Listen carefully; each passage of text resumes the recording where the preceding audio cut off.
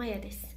今日は私が子供の時によく食べていたフィリピンのヌードル料理をしたいと思います。料理はとても作りやすくて、そして材料も全部安くて、たった200円で美味しいヌードルの料理ができますでは始めましょう。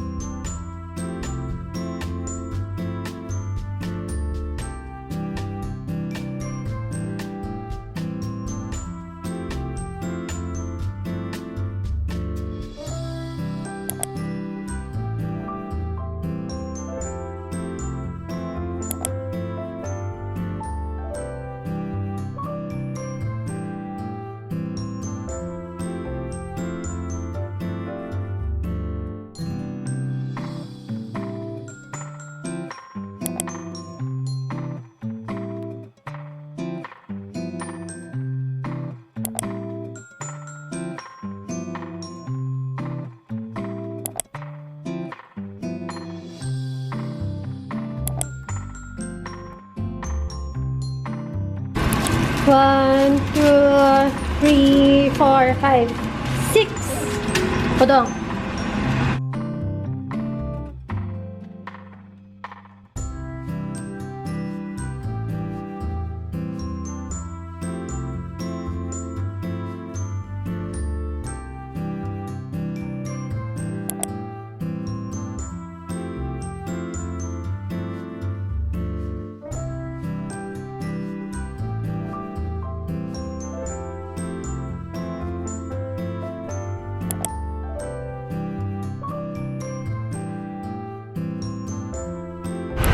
完成しました。イエーイ。